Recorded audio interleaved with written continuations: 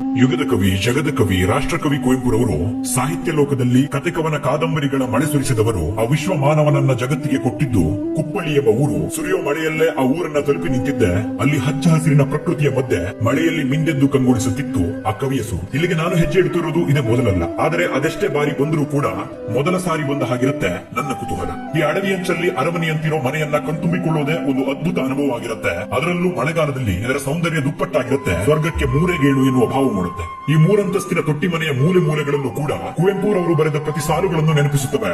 ಮನೆಗಳಲ್ಲಿ ಮದುಮಗಳು, ಕಾನೂರು ಹೆಗ್ಗಡತಿ ಎಂಬ ಕಾದಂಬರಿಗಳು ಇಲ್ಲೇ ನಡೆದವೇನೋ ಅನ್ನೋ ಭಾವನೆಯನ್ನು ಮೂಡಿಸುತ್ತವೆ. ಈ ಮನೆಯ ತುಂಬೆಲ್ಲ ಕಾಣೋದು ಮಲೆನಾಡಿನ ಮನೆಗಳಲ್ಲೂ ಬಳಸಿದ ಪ್ರಾಚೀನ ವಸ್ತುಗಳು, ಕುವೆಂಪುರವರು ಬರೆದ ಪುಸ್ತಕಗಳು, ಬಳಸಿದ ವಸ್ತುಗಳು, ಸಂದ ಪ್ರಶಸ್ತಿಗಳು ಮಾತ್ರ ಇಲ್ಲೇ ಕಳೆದು ಹೋಗುವಂತೆ ಮಾಡುವುದರಲ್ಲಿ ಹೆಚ್ಚಿದೆ. ಗೋಡೆ ಮೇಲಿರೋ ಅರ್ಥಗರ್ಭಿತ ಸಾಲುಗಳ, ಮೆಲುಧ್ವನಿಯಲ್ಲಿ ಕೇಳಿಬರೋ ಅದ್ಭುತ ಸಂಗೀತಗಳ, ಕುವೆಂಪುರವರ ಹಳೆಯ ಭಾವಚಿತ್ರಗಳ ಪಾತ್ರ. ಈ ಮನೆಯ ಒಳ ಹೊಕ್ಕರೆ ಸಮಯ ಸರಿಯೋದೇ ಗೊತ್ತಾಗಲ್ಲ, ಹೊರಬರೋಕು ಮನಸ್ಸಾಗಲ್ಲ. ಮನೆಯೊಳಗಿನ ಸುತ್ತಾಟದ ಮಧ್ಯದಲ್ಲೇ ನೆನಪಾಗಿತ್ತು ದಟ್ಟ ಕಾಡುಗಳ ಮಧ್ಯದಲ್ಲಿರೋ ಕವಿಯ ನೆಚ್ಚಿನ ತಾಣ ಕವಿಶೈಲ. ಈ ಕವಿಶೈಲವನ್ನ, ಇಲ್ಲಿಯ ಸೌಂದರ್ಯವನ್ನ ಸಾಮಾನ್ಯರಿಂದ ವರ್ಣಿಸೋದು ಸಾಧ್ಯವಿಲ್ಲ ಅಂತ ಅನ್ಸುತ್ತೆ. ಇದರ ಬಗ್ಗೆ ಕವಿಯೇ ಬರೆದಿದ್ದಾರೆ. ಆ ಸಾಲುಗಳನ್ನ ಅನುಭವಿಸಿದವರಿಗೆ ಅದರ ಅರ್ಥವಾಗುತ್ತೆ.